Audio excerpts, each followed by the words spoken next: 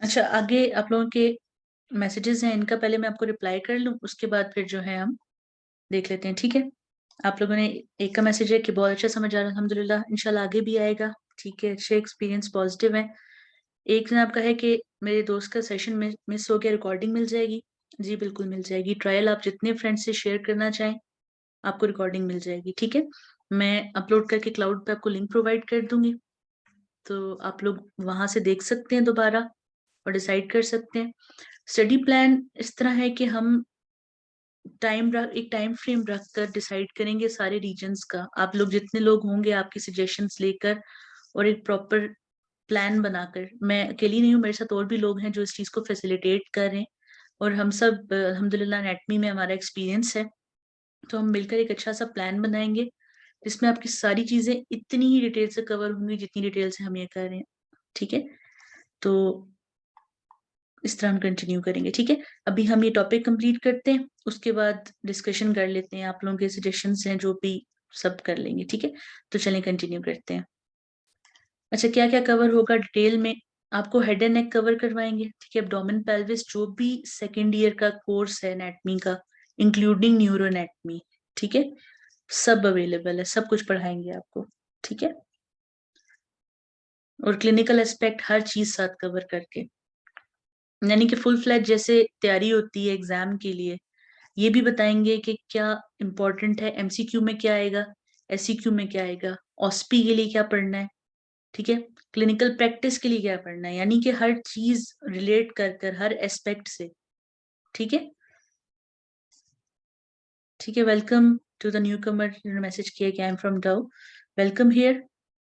तो अच्छा, जिनका मॉड्यूल सिस्टम है उनके लिए भी अवेलेबल ऑप्शन, ठीक है? ऑप्शन अवेलेबल है, मॉड्यूल वालों के लिए अलग से हम अरेंज करेंगे, अगर स्टूडेंट्स इतने होते हैं तो उनके लिए अलग से कर सकते हैं, ठीक है? स्नेल्स या बीडी, मुझे सिस्टम पे डिपेंड करता है, आप जिस इंस्टीट्यूट से हैं, आपकी जो मेडिकल यूनिवर्सिटी है ना, आप उस हिसाब से, ठीक है, बीडी फॉलो करें और केएलएम फॉलो करें, बेहतर है, ठीक है? आपकी यूनिवर्सिटी प्रेफर करती है, वहां से देख लीजिए। चलिए हम ये कंटिन्यू करते हैं, उसके बाद आपकी डिस्कशंस कर लेते हैं और आपको आंसर्स करूंगी, ठीक है? लास्ट हमने बात की थी डिप्लोइक वेन्स की, और इनकी इंपॉर्टेंस बार बार मैं इसलिए कहूंगी कि एग्जाम में ये बात पूछी जाएगी। दो बातें जरूर मतलब आपसे पूछी जाएंगी, एक बात उनमें से ये होगी कि स्कैल्प का जो वोंड है वो क्यों ब्लीड करता है, तो आपने बताना है कि इसकी ब्लड सप्लाई बहुत वास्ट है।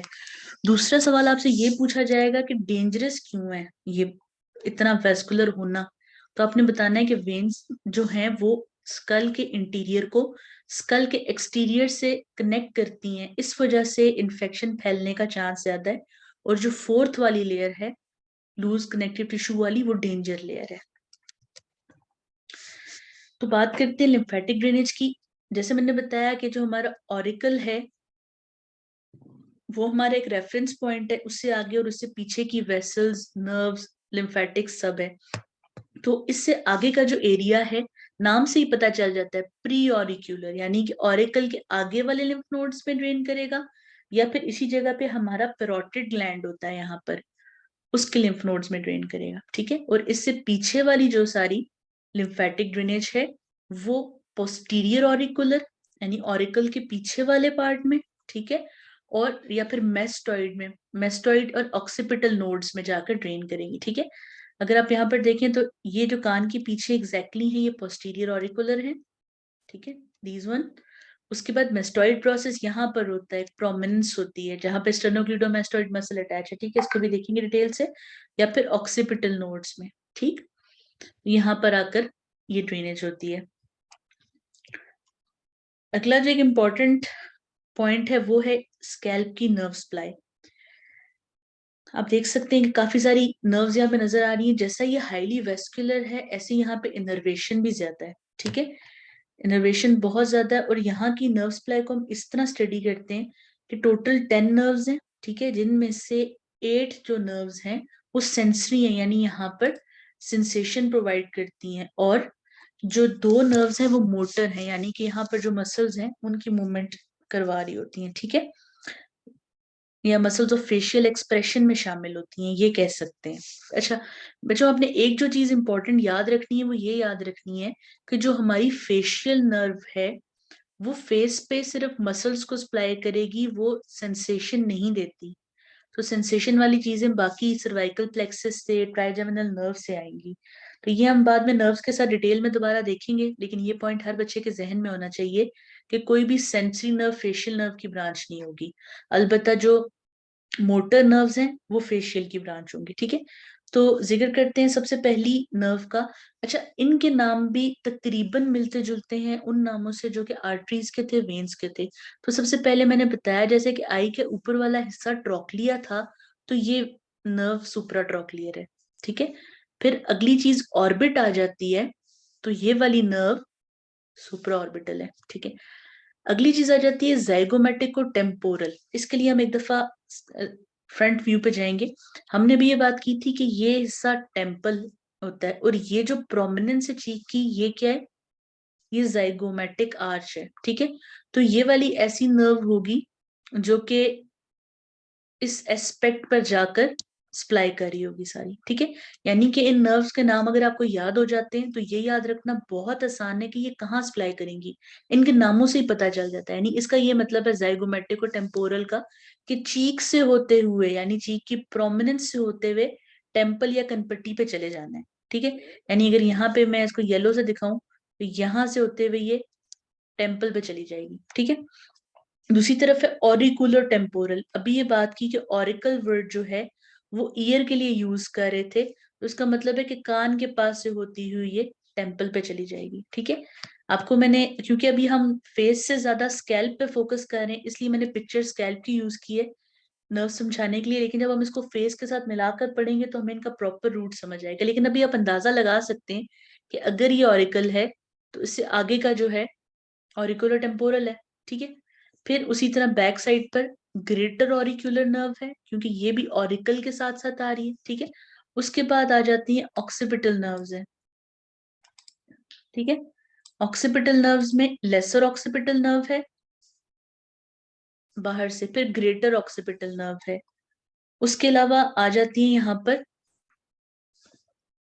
टेम्पोरल ब्रांच है फेशियल नर्व की, और पोस्टीरियर ऑरिकुलर ब्रांच है फेशियल नर्व की। यानी इसका क्या मतलब है, ये कौन सी नर्व्स हैं, ये मोटर नर्व्स हैं, जबकि इस साइड पे जो सारी नर्व्स हैं ये सेंसरी हैं, ये सेंसेशन प्रोवाइड करेंगी, और ये मोटर और यहाँ के मसल्स को मूव करेंगी, और मसल्स क्या करेंगे, वो फेस पे मौजूद एक्सप्रेशन जो बनते हैं उनमें ये अपना रोल प्ले करेंगे। ठीक है, इसके बाद हमारे पास ये वाली जो नर्व है जो लेबल प्रॉपर नहीं आ सका इसमें, ये थर्ड ऑक्सीपिटल नर्व है। आगे और पिक्चर है, हम इसको बेटर देखते हैं। ठीक है, ये एक दफा आर्टरीज और वेन्स को दोबारा देख लेते हैं। ठीक है, इस पिक्चर को हम दोबारा जाएंगे, लेकिन पहले हम इस पिक्चर पे देख लेते हैं। ठीक है, इसमें बेहतर नजर आ जाएगा मेरे हिसाब से। तो बात करते हैं पहले हम नर्व्स की। जैसे हमने बात की ट्रोक्लिया, हमने वो हिस्सा कहा जहां पे बिल्कुल आईब्रो स्टार्ट होती है ना, वो तो वहां वाली नर्व सुप्रा ट्रोक्लियर है, और वहां वाली आर्टरी भी सुप्रा ट्रोक्लियर है। ठीक है, उसके साथ क्योंकि ऑर्बिट है उसके नीचे, तो सुप्रा ऑर्बिटल नर्व है, और देखेंगे यहाँ आपको नजर आ रहा है कि ये भी वर्टेक्स तक यानी स्कल के हाईएस्ट पॉइंट तक जा रही है। बिल्कुल इसी तरह सुप्रा ऑर्बिटल आर्टरी भी स्कल के हाईएस्ट पॉइंट तक जा रही है। तकरीबन मिलते जुलते, कुछ वेसल्स में फर्क आएगा। ठीक है, फिर चीक से होते हुए टेम्पल पे आई है तो जाइगोमेटिको टेम्पोरल। ठीक है, ऑरिकल के सामने से आई है तो ऑरिकुलर टेम्पोरल। ये जो इनको मैं अभी रेड से हाईलाइट कर रही हूँ इस नर्व्स वाली साइड पे, ये सेंसरी है। ठीक है, मोटर को हम बाद में देखेंगे।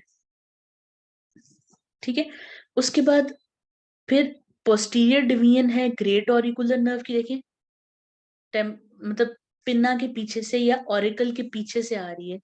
फिर लेसर ऑक्सीपिटल नर्व है, ऑक्सीपिट की तरफ जा रही है। फिर ग्रेटर ऑक्सीपिटल नर्व है, और थर्ड ऑक्सीपिटल नर्व है। ठीक है, अच्छा उसके बाद आप देख सकते हैं मोटर नर्व्स है। मोटर कौन सी है, मोटर में टेम्पोरल ब्रांच है फेशियल नर्व की, नजर आ रहा है कि टेम्पल पे आ रही है आगे। ठीक है, उसके बाद पोस्टीरियर ऑरिकुलर नर्व है, ये ऑरिकल के पीछे सप्लाई कर रही है। ठीक है, तो ये किनको सप्लाई कर रही है, ये ऑक्सीपिटो फ्रंटालिस मसल्स की फ्रंटल बेली को और ऑक्सीपिटल बेली को सप्लाई कर रही है। ठीक है,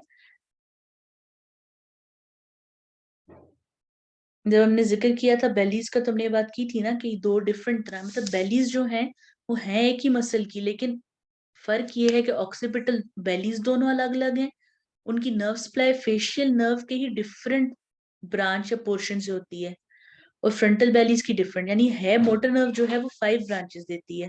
उनमें से एक ब्रांच जो टेम्पल से गुजरती है वो frontal belly of occipital occipito frontalis muscle को सप्लाई करती है, और जो नर्व पोस्टीरियर ऑरिकुलर साइड पर जा रही है, ठीक है, वो सप्लाई करती है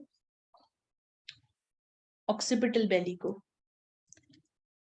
और एक चीज दोबारा देखने के लिए कि मैंने बताया था कि ऑक्सीपिटल आर्टरीज जो है वो टॉर्चुअस होती हैं, तो आप देख सकते हैं इस पिक्चर में भी, ठीक है। टॉर्चुअस वेसल्स का क्या फायदा होता है पता है? टॉर्चुअस प्लस ब्लड वेसल्स का ये फायदा होता है कि इनमें स्ट्रेच की गुंजाइश होती है, यानी कि जैसे अब अगर आप अपना सर आगे की तरफ नीचे झुकाते हैं तो इन पे प्रेशर नहीं आता, इनमें खुलने की गुंजाइश है। बिल्कुल इसी तरह फेशियल आर्टरी जब हम पढ़ेंगे इंशाल्लाह तो वहां भी देखेंगे कि फेशियल आर्टरी भी टॉर्चुअस है। उसका फायदा ये है कि जब आप मुंह खोलते हैं च्यू करने के लिए, बात करते हैं, एक्सप्रेशंस देते हैं, तो ब्लड वेसल्स पे स्ट्रेच नहीं आता, ठीक है। यस, इंक्रीज सरफेस एरिया, ठीक है, ये फायदा है हमें इसका। अब इस पिक्चर पे एक दफा दोबारा आ जाते हैं।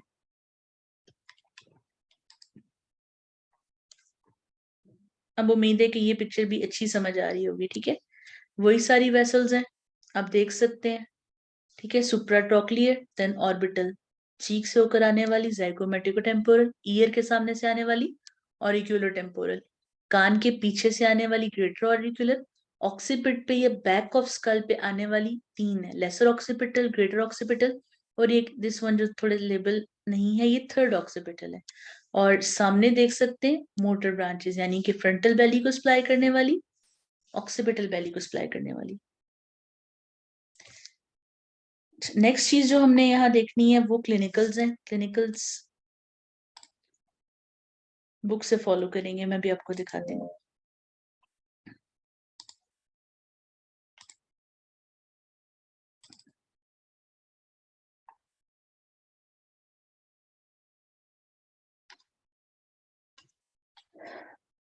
एज अ स्टूडेंट मुझे क्लिनिकल नोट्स में थोड़ी सी चीज ये मुश्किल लगती थी कि यहाँ पर एक नए नए वर्ड्स यूज किए जाते हैं जो उस टाइम मुश्किल लग रहे होते हैं, तो इसलिए मैंने ये सोचा कि क्लिनिकल नोट्स को प्रॉपर बुक से पढ़ा लिया जाए। अगर आप लोग इंटरेस्टेड होंगे तो हम केएलएम की क्लिनिकल नोट्स भी टच कर सकते हैं, ठीक है, जैसे आप लोग कहेंगे जिस हिसाब से। फिलहाल आज फर्स्ट सेशन था तो मैंने पे बीडी प्रेफर की इसके लिए, ठीक है। तो क्लिनिकल जो एस्पेक्ट्स हैं उसमें देखते हैं कि लिखा हुआ है कि जो स्कैल्प का वाउंड है, wounds of scalp gape when the epicranial aponeurosis is divided transversely, कि जो स्कैल्प का जो जख्म होता है वो खुल जाता है अगर एपिक्रेनियल एपोनेउरोसिस जो है वो ट्रांसवर्सली कट हो, ठीक है। होता है इस तरह है कि एपोन्यूरोसिस मसल्स के फाइबर्स की एक डायरेक्शन होती है, अगर वो डायरेक्शन फॉलो हो तो यानी ये समझे ये फाइबर्स की डायरेक्शन है, अगर जो जख्म है वो इनके हिसाब से यहाँ कट लगेगा तो ये जख्म जुड़ भी ठीक जाएगा। लेकिन अगर ये डायरेक्शन जो है वो डिफरेंट होगी फाइबर्स की डायरेक्शन से, तो जख्म खुला रह जाएगा। एग्जाम्पल ले सकते हैं कि जैसे कपड़ा अगर बिल्कुल सीधा आप कैंची से काटें तो आप उसको दोबारा भी सी सकते हैं, जैसे सर्जरी में जख्म कह लें या सर्जरी का कट होता है, इसकी निस्बत चोट लग जाने वाला क्यों नहीं प्रॉपर जुड़ता जख्म, क्योंकि वो फाइबर्स की डायरेक्शन में नहीं होता। तो इसी तरह अगर स्कैल्प का जख्म एपिक्रेनियल एपोन्यूरोसिस के हिसाब से अगर स्ट्रेट लाइंस होगा और वर्टिकल होगा तो गैप नहीं आएगा, जख्म जुड़ जाएगा, यानी कि समझे ऐसे डायरेक्शन है ना स्कैल्प की, अगर ट्रांसवर्सली आएगा तो जख्म खुला रह जाएगा, लेकिन अगर वर्टिकली आएगा तो जख्म हील हो जाएगा, ठीक है। अगला है कि अब क्योंकि यहाँ पर सिबेशियस ग्लैंड्स ज्यादा होते हैं, सिबेशियस ग्लैंड्स कौन से, जो सीबम या ऑयल प्रोड्यूस करते हैं, तो ये कॉमन साइट है जहाँ पर सिबेशियस सिस्ट होती है। होता ये है कि जो पूरा ग्लैंड है वहां पर, यहाँ आप देख सकते हैं ग्लैंड जो है जहां से उसकी ड्रेनेज होनी है ना, जैसे पसीना बाहर आता है स्किन में से, ऐसे ऑयल भी आता है, वहां पर इन्फेक्शन होती है वो ब्लॉक हो जाती है, या फिर अगर ऑयल ज्यादा थिक बने तो ब्लॉक हो जाती है, और जो भी जैसे चीज ब्लॉक हो गई वहां पर इन्फेक्शन हो जाती है, तो ये हार्ड सा बन जाता है, आपको सर में महसूस होता है, और यहाँ पर ऐसा भी होता है कि बाल गिर जाते हैं ऊपर से, क्योंकि अंदर से ब्लड फ्लो प्रॉपर नहीं हो रहा होता, स्किन प्रॉपर नहीं होती, और स्किन का नीचे वाले एपोन्यूरोसिस और कनेक्टिव टिश्यू से कनेक्शन नहीं रहता क्योंकि इन्फेक्शन हो गई है, तो बाल यहाँ गिरना शुरू हो जाते हैं। ठीक है, इस पिक्चर में आपको दिखाया हुआ है कि सर के दोनों तरफ सिबेशियस सिस्ट बनी हुई है। ठीक है, उसके बाद है कि जो बात हम काफी देर से करते हैं कि जो स्कैल्प के वाउंड्स हैं वहां से ब्लीडिंग ज्यादा होगी, ज्यादा इसलिए होगी कि ब्लड सप्लाई बहुत ज्यादा है। लेकिन आप इसको रोक कैसे सकते हैं? रोक सकते हैं प्रेशर देकर। अच्छा, नॉर्मली ये होता है हर ब्लड वेसल का कि जब भी कभी चोट लगती है तो ब्लड वेसल खुद ही कंस्ट्रिक्ट हो जाती है, नैरो हो जाती है, वेजो कंस्ट्रिक्शन हो जाती है वहां पर, ताकि वो ब्लड वेसल ब्लीड ना करे। लेकिन स्कैल्प की वेसल्स में थोड़ा सा फर्क ये है, क्योंकि ये वेसल्स जो है ये फाइब्रस टिश्यू के अंदर एम्बेड हुई हुई है, यानी कि हम देख रहे हैं ना कि टिश्यू के अंदर ब्लड वेसल्स मौजूद हैं।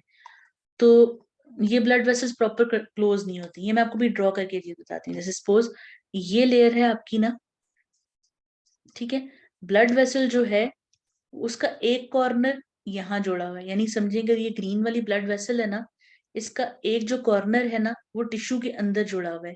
अब वेसल के बंद होने के लिए जरूरी था कि इसके दोनों मार्जिन इकट्ठे फ्री होते और ये ऑन द होल ऐसे सर्कुलर में कंस्ट्रिक्ट हो जाती। लेकिन आप समझेंगे इसका एक मार्जिन जो है वो फ्लैट ही रह गया है। अगर ये कंस्ट्रिक्ट होती भी है तो ये इस शेप में कंस्ट्रिक्ट होती है। जो फाइब्रस टिश्यू के अंदर है, टफ टिश्यू के अंदर है, वो तो कंस्ट्रिक्ट नहीं हो सकता, तो ये इसलिए ब्लीड भी ज्यादा करती हैं। लेकिन अगर आप इस पे बहुत टाइट कॉटन बैंडेज करके प्रेशर लगाओगे तो ये बंद हो जाता है। ठीक है, उसके बाद अब यहाँ पे क्योंकि फेशिया जो है वो ज्यादा डेंस है, तो नीचे जो ऐसे ब्रूज पड़ता है ना, नील पड़ते हैं, नील क्या होता है? ब्रूज, जो स्किन के नीचे ब्लड जमा हो जाए।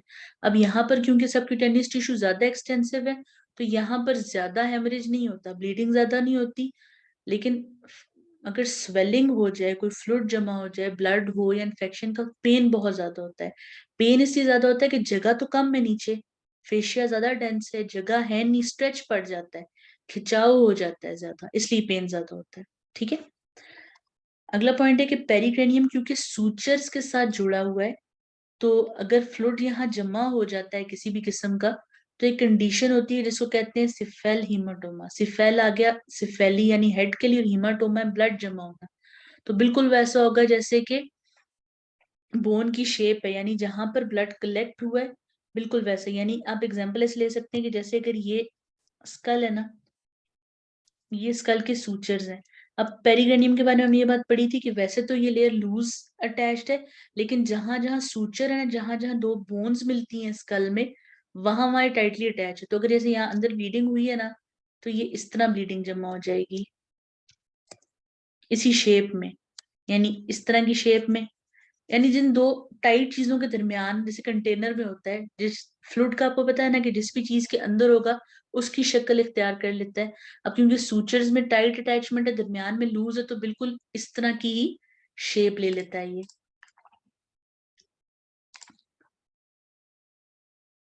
अब जैसे मैंने बताया कि dangerous area of scalp loose of areolar tissue है मिस्ट्री वेन्स की वजह से। ठीक है, क्योंकि ये इन्फेक्शन ट्रांसमिट कर सकती हैं। उसके बाद ये है कि जो लूज कनेक्टिव टिश्यू लेयर में जो ब्लड जमा होता है, वो पूरे स्कैल्प की स्वेलिंग कर देता है, और वो आईलिड्स तक में भी जा सकता है। जैसे मैंने आपको बात बताई थी, इसको याद रखने का कहा था कि फ्रंटल जो ऑक्सीपिट ऑफ फ्रंटालिस है वो अटैच नहीं है बोन के साथ, वो जस्ट अपने एपोन्यूरोसिस की हद तक है और ऊपर वाली लेयर से अटैच्ड है। तो इसलिए वहां से ब्लीडिंग होते हुए आई लिड्स तक आ सकती है, और जो कंडीशन होती है इसको ब्लैक आई कहते हैं। ठीक है,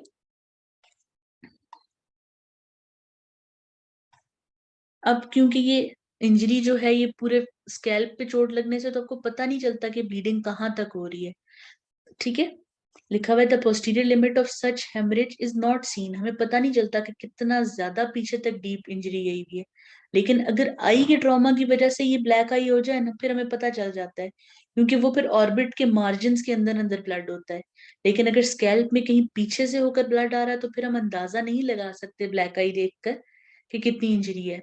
जैसे कि अगर अगर किसी का एक्सीडेंट के बाद ब्लैक आई होता है, तो ज्यादा चांस ये होता है कि वो हेड के ब्लीडिंग से, ना कि आई के ट्रॉमा से। तो फिर हमें अंदाजा नहीं होता कि अंदर कितनी ब्लीडिंग हुई है जब तक हम सीटी स्कैन कर कर नहीं देखते। ठीक है, उसके बाद ये कि क्योंकि ब्लड ब्लड जो है यहाँ पे स्प्रेड हो जाता है, ब्रेन नहीं कंप्रेस होता। ब्रेन इसलिए नहीं कंप्रेस होता कि नीचे तो हार्ड बोन है ना, अगर ब्लीडिंग होती भी है तो स्कैल्प की लेयर्स के अंदर होती है, पेरिक्रेनियम के नीचे हार्ड बोन को तो नहीं इम्पेक्ट कर सकती। ठीक है।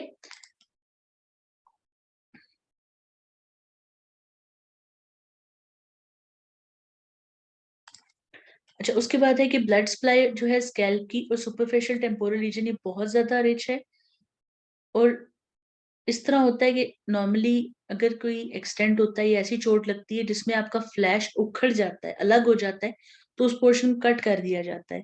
लेकिन स्कैल्प के बारे में ये कहते हैं कि अगर ये बिल्कुल एक धागे जितने भी पोर्शन के साथ जुड़ा हुआ है ना, आप इसको वापस स्टिच करो तो ये हील हो जाएगा। यानी जैसे मैं आपको बताती हूँ कि अगर ये किसी का हेड है और स्कैल्प पूरा ऐसे पीस उखड़ गया है और बाहर लटक रहा है, ठीक है, यानी सपोज के ऐसे लटक रहा है, या इवन इतने से हिस्से के साथ भी अगर अटैच्ड है ना, बेशक बाकी सारा उठ गया हुआ है, आप इसको वापस स्टिच करो, ये ठीक हो जाएगा। ठीक है, क्योंकि इसकी ब्लड सप्लाई इतनी वास्ट है कि ये ठीक हो जाता है, हीलिंग हो जाती है यहाँ पर एक्सटेंसिव ब्लड सप्लाई की वजह से। ठीक है। अच्छा, चैट में रिक्वेस्ट है कि पिक्चर एक्सप्लेन कर दे, तो मोटर और सेंसरी नर्व्स बताएंगे। चलिए ठीक है, डिस्कस कर लेते हैं। तो यहाँ पे हमारा फर्स्ट राउंड जो है वो टॉपिक का मतलब कंप्लीट हो गया। इसके बाद आप लोग जो चीज कहेंगे वो मैं दोबारा एक्सप्लेन कर दूंगी, तो आप लोग पूछ सकते हैं।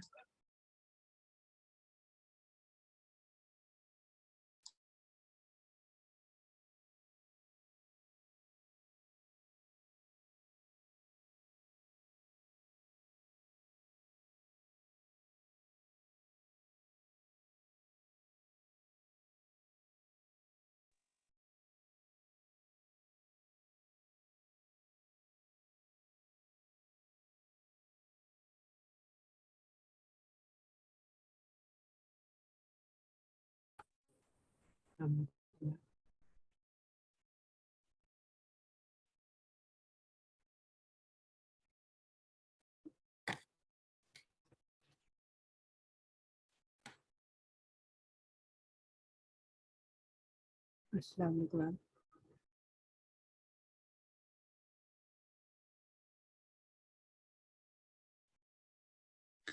वालेकुम अस्सलाम जी। जी, मैंने पूछना था कि ये क्लासेस कैसे कंडक्ट होंगी और इसकी सही टाइमिंग्स क्या होंगी, मतलब कि या ग्रुप बनाएंगे आप या डायरेक्ट लिंक आएगा?